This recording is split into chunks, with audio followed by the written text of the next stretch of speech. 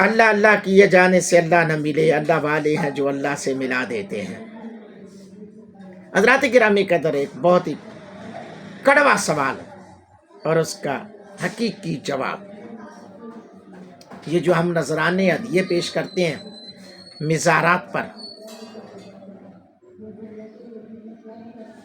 پیر صاحب کے پاس نذرانے ہدیے تحفے پیش کر رہے ہیں، گلوں میں ڈال رہے ہیں، پیر صاحب تو لاکھ پتی سے کروڑ پتی بن گیا، مرید زیرو پہ آ گیا۔ کبھی آپ نے اپنے پیروں سے کبھی پوچھا بھی ہے جا کر، کسی کے اندر اتنی ہمت ہوئی ہے کہ جی حضور یہ جتنا چندہ اکٹھا ہوتا ہے کہاں لگتا ہے؟ اور میں ایک اور سچ ایسا بتا رہا ہوں، میں نے ابھی تک نہیں ایسا دیکھا کوئی پیر ہو،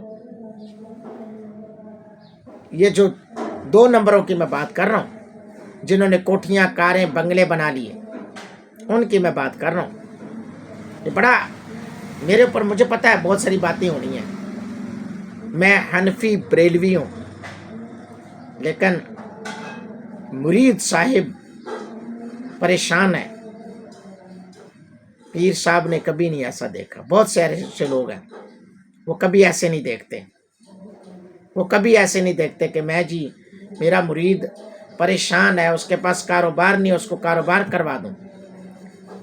ہونا تو یہ چاہیے کہ سارے مرید پیسے اکٹھے کرو، فلاں کا کاروبار کروا دو، سارے مرید فنڈنگ کرو، فلاں کو کاروبار کروا دو۔ 1 مہینے بعد ایک مرید کا کاروبار ہونا چاہیے بے لوس۔ میرے آقا علیہ الصلوۃ والسلام نے ایسا کروایا، پیران دے پیر نے ایسا کروایا۔ صحابی رسول کے پاس کچھ نہیں ہے، دیکھیں نا میثاق مدینہ ہمارے پاس زندہ مثال ہے۔ مہاجرین و انصار کے دوران میثاق مدینہ والی وہ مثال، حضور نے بلایا صحابہ کو، مہاجرین کو بلایا، انصار مدینہ کو بلایا، یہ تیرا بھائی ہے، تیرا بھائی ہے۔ انہوں نے بھی کمال کر چھٹی، ادھا ادھا مال دے چھٹیا۔ میں ان پیروں سے کہتا ہوں میرے نبی جیسا، میرے نبی جیسے طریقے پہ عمل کرو،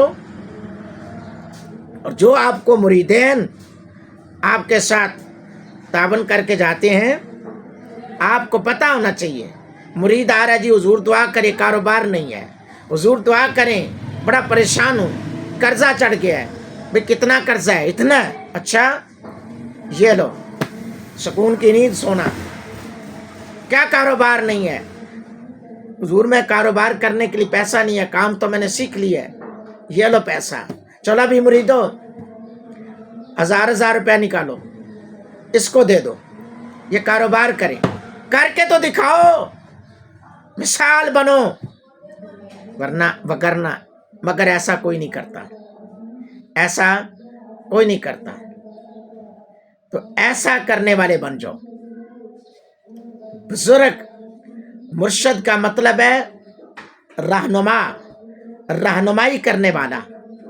تو رہنمائی دین میں بھی کرو، دنیا میں بھی کرو۔ پیر صاحب کے لیے ککڑ پکنا چاہیے، پاویں مرید دے گھر مرچاں کھان واسطے پیسے نہیں۔ تو نکلو اس پروٹوکول سے،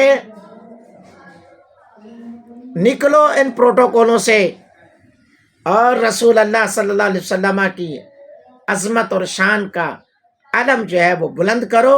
کس طرح بلند ہوگا حضور کی عظمت کا، مقام کا جھنڈا کیسے بلند ہوگا؟ جب آپ سیرت محمد پر چلو گے۔